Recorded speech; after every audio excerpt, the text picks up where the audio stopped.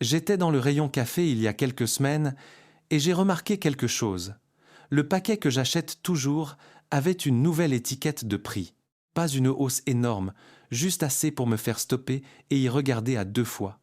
C'est là que ça m'a frappé.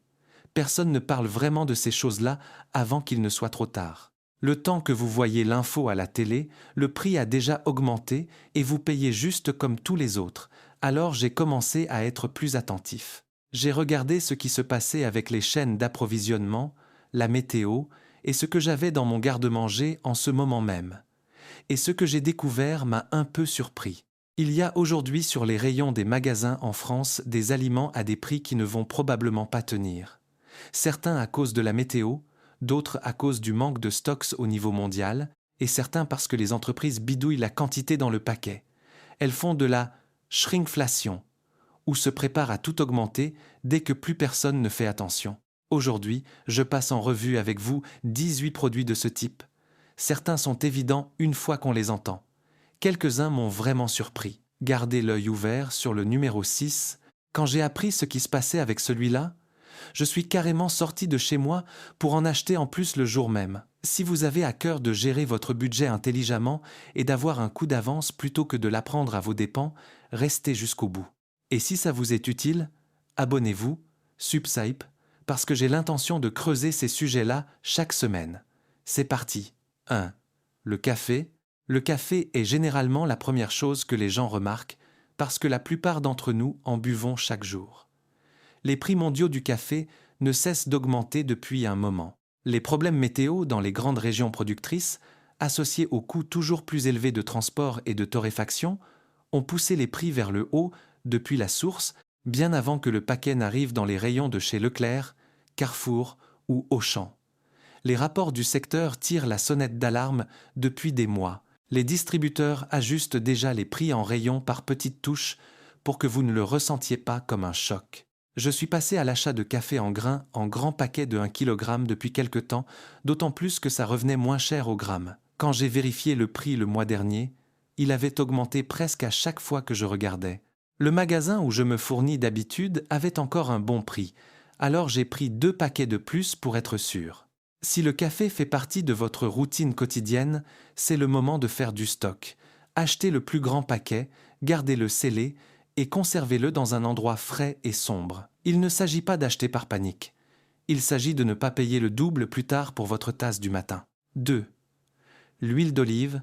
L'huile d'olive a déjà traversé une période difficile et beaucoup ne réalisent pas que ce n'est pas terminé. La sécheresse dans les grandes régions méditerranéennes a frappé dur les récoltes d'olives ces dernières années.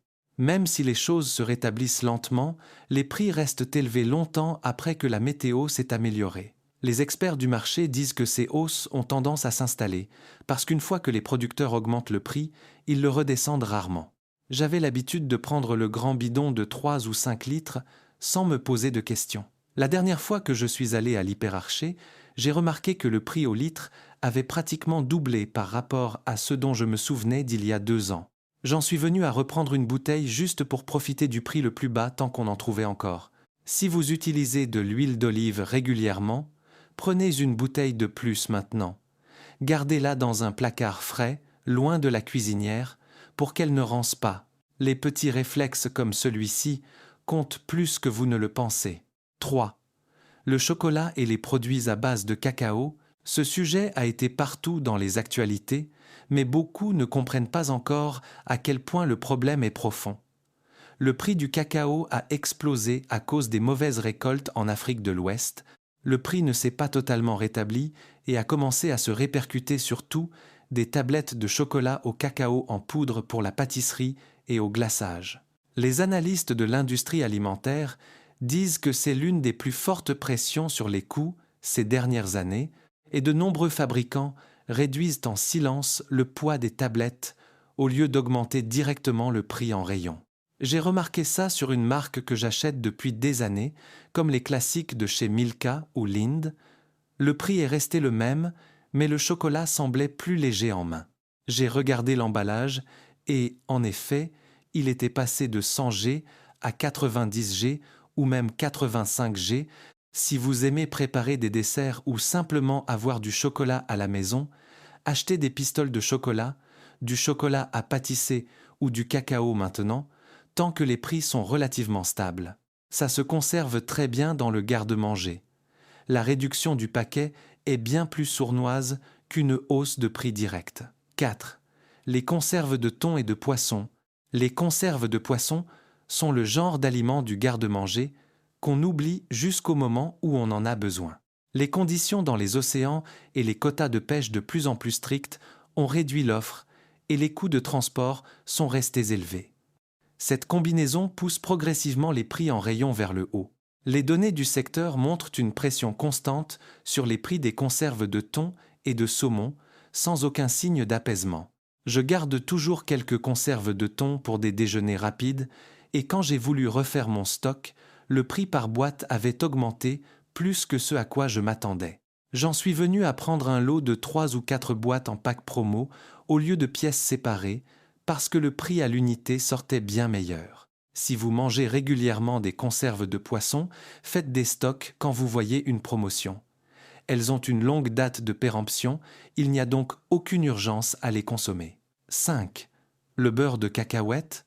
Le beurre de cacahuète semble être le genre de nourriture qui devrait toujours être bon marché. Ça commence à ne plus être le cas. La production de cacahuètes a souffert des changements de température et les coûts de transformation ont augmenté. Cette combinaison a poussé les prix plus haut l'année passée. Si vous regardez attentivement dans les rayons, vous voyez le même schéma, des pots plus petits au même prix ou le pot habituel qui a nettement augmenté. J'achète du beurre de cacahuète assez souvent pour les enfants, alors je suis le prix. Il a augmenté de 3 fois au cours de la dernière année par petites étapes faciles à ignorer. Achetez le pot plus grand quand vous le trouvez en offre et gardez-le dans le garde-manger. Il se conserve longtemps non ouvert, vous n'avez donc rien à perdre à en prendre en plus. Les œufs, c'est le tour du produit dont je vous parlais. Les œufs ont déjà connu d'immenses fluctuations de prix, liées au foyer de grippe aviaire qui touche les élevages de poules pondeuses. À chaque fois qu'un nouveau foyer apparaît, les prix grimpent rapidement, parfois en quelques semaines seulement. Les rapports agricoles montrent clairement que c'est un risque continu. La chaîne d'approvisionnement des œufs est bien plus fragile que ce que beaucoup pensent, car il suffit d'un seul problème régional pour tendre l'ensemble du marché national. J'ai même parlé avec quelqu'un qui travaille dans le domaine et qui m'a dit voir ce schéma se répéter presque tous les ans. Les prix se calment une période, puis explosent d'un coup. Quand j'ai entendu ça, j'ai commencé à toujours garder une boîte en plus au réfrigérateur comme réserve.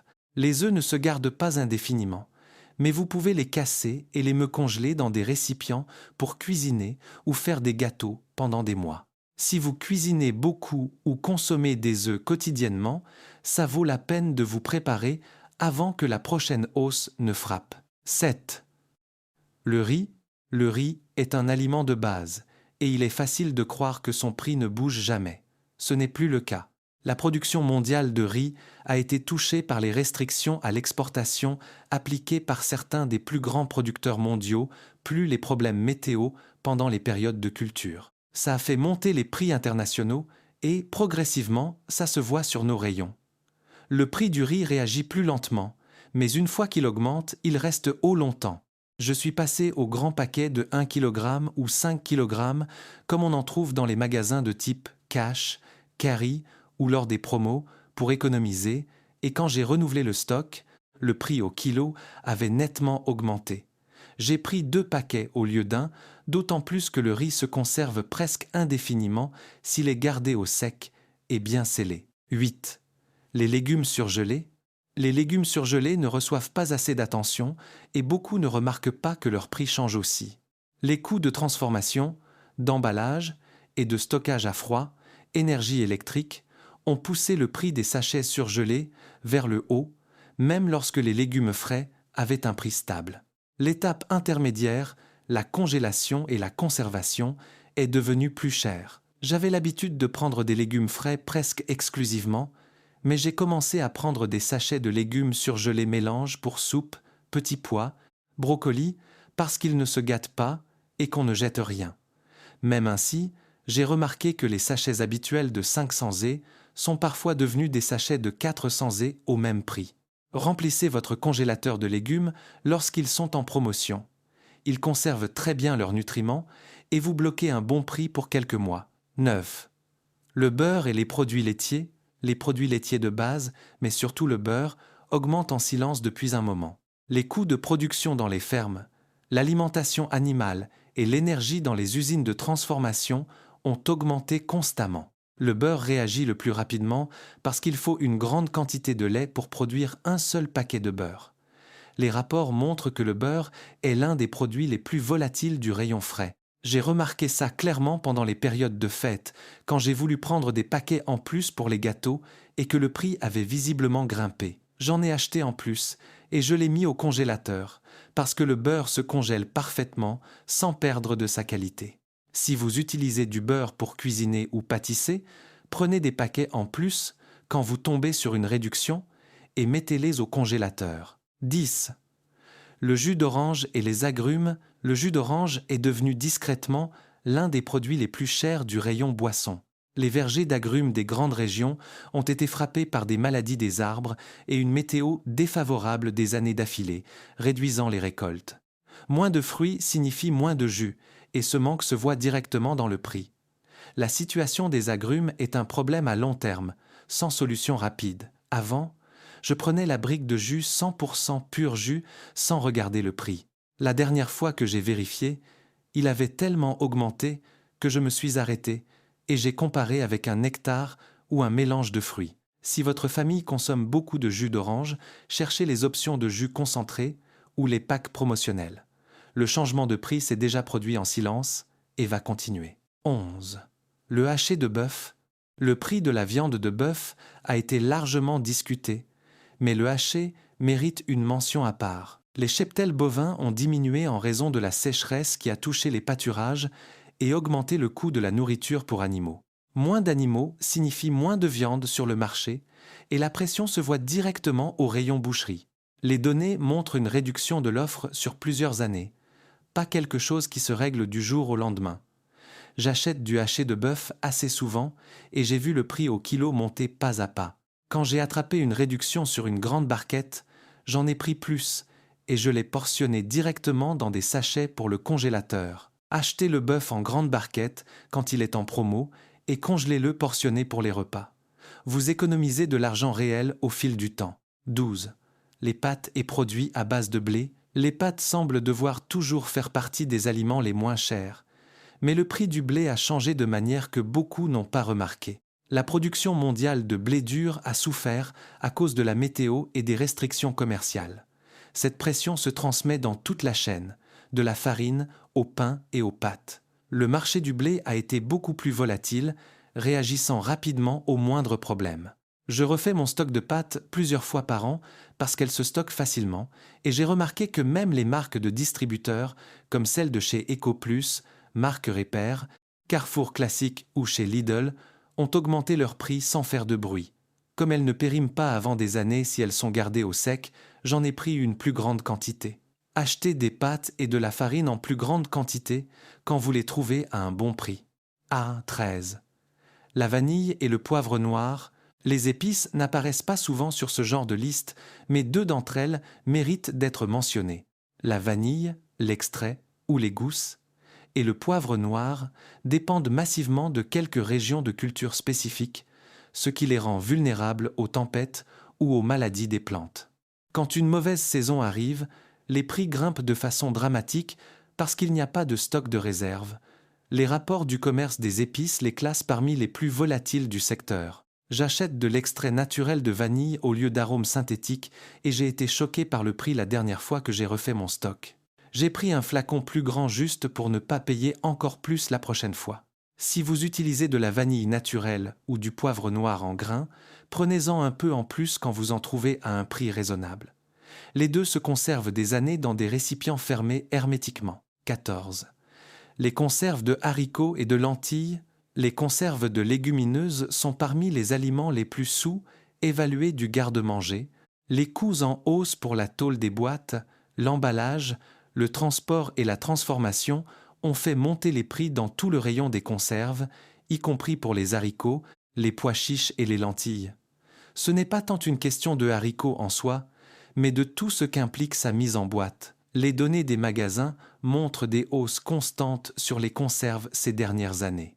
J'ai commencé à prendre des conserves de haricots en plus grand pack depuis un moment, étant une source de protéines rapide et pas chère. Quand j'ai comparé les prix récemment, le coût par boîte avait augmenté plus que ce que j'anticipais.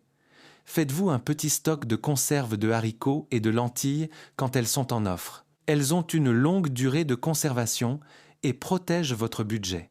15. Les céréales du petit déjeuner. Les céréales sont devenues discrètement l'un des produits les plus chers du magasin. Les coûts des céréales de base, des emballages en carton et du transport se sont accumulés et les boîtes sont devenues à la fois plus chères et plus petites. C'est l'un des exemples les plus clairs de shrinkflation, paquet réduit à un prix égal ou supérieur. Je prenais les mêmes céréales chaque semaine pour les enfants sans regarder attentivement. Quand j'ai comparé avec ce que je payais il y a 2 ans, la différence était grande et la boîte semblait visiblement plus légère. Si vous achetez régulièrement des céréales, ne les prenez qu'en promotion ou orientez-vous vers les marques de distributeurs qui ont tendance à avoir de meilleurs prix que les grandes marques en rayon. 16. Le pain et les produits de boulangerie. Le pain est un produit qu'on achète en pilote automatique, c'est pourquoi il est facile de rater à quel point le prix a changé. Le coût de la farine, de la levure, des emballages et du transport quotidien ont poussé les prix des boulangeries et des magasins vers le haut. Le pain est sensible parce qu'il est produit et livré frais chaque jour. Les données montrent des augmentations constantes dans toutes les catégories de pain. J'achète du pain chaque semaine. Alors je suis le prix sans le vouloir. La baguette ou le pain de mie que je prends a augmenté plusieurs fois l'année dernière, par petites étapes de 10 ou 20 centimes, facile à négliger. Le pain se congèle très bien, donc si vous trouvez du pain de qualité à un bon prix, vous pouvez prendre un pain en plus à mettre au congélateur une fois tranché. 17. Le miel semble déjà cher, mais son prix continue de monter. La santé des colonies d'abeilles et les changements météo qui affectent les périodes de floraison mettent sous pression la production de miel depuis des années. Moins de ruches productives signifie moins de miel, et ce manque arrive directement dans le prix du pot. La baisse de la population d'abeilles est un problème à long terme, pas un truc temporaire. J'utilise du miel régulièrement dans le thé ou les desserts, et j'ai été surpris de ce qu'était venu à coûter un pot de miel pur d'acacia ou toute fleur. J'en suis venu à acheter le grand pot de 900 gués ou 1 kg directement auprès de producteurs locaux ou lors de grosses promos, parce que le prix au 100 grammes est bien meilleur. Le miel ne se gâte jamais, donc l'acheter à l'avance vaut vraiment le coup. 18. L'huile de tournesol et de cuisson. L'huile de cuisson termine cette liste, et c'est l'un des aliments avec le plus d'impact. Les prix des huiles de tournesol, de colza et de maïs ont été affectés par les perturbations globales d'approvisionnement et par la demande accrue d'autres industries, y compris les biocarburants. Cette compétition pousse le prix de l'huile alimentaire vers le haut. Le marché de l'huile a été l'un des plus volatiles, avec de grands pics provoqués par des événements externes. Je consomme l'huile assez vite parce que je cuisine souvent et j'ai vu la bouteille habituelle remonter en rayon. Je suis passé au bidon de 5 litres quand je les trouve à bon prix, parce qu'on s'y retrouve beaucoup mieux au litre. Gardée dans un endroit frais et sombre, l'huile se conserve longtemps. Si vous regardez tout ce qui se trouve sur cette liste, un schéma clair apparaît. Il ne s'agit pas d'une seule hausse dramatique du jour au lendemain. Ce sont de petites augmentations, des emballages réduits et des changements silencieux qui s'accumulent en quelques mois jusqu'au jour où vous regardez le ticket de caisse en vous demandant ce qui s'est passé. Le bon côté, c'est qu'une fois le schéma repéré, vous pouvez planifier vos achats, prendre un peu plus des bons produits, les stocker correctement et être attentif à ce qui se passe en coulisses vous met avec un coup d'avance sur la majorité des gens. Il ne s'agit pas de paniquer ni de faire des réserves exagérées. Il s'agit d'être intelligent avec votre argent. Aviez-vous remarqué ces choses-là avant qu'elles ne deviennent évidentes pour tous? Si ça vous a été utile, abonnez-vous, subscribe, parce que j'ai l'intention de suivre ces sujets chaque semaine.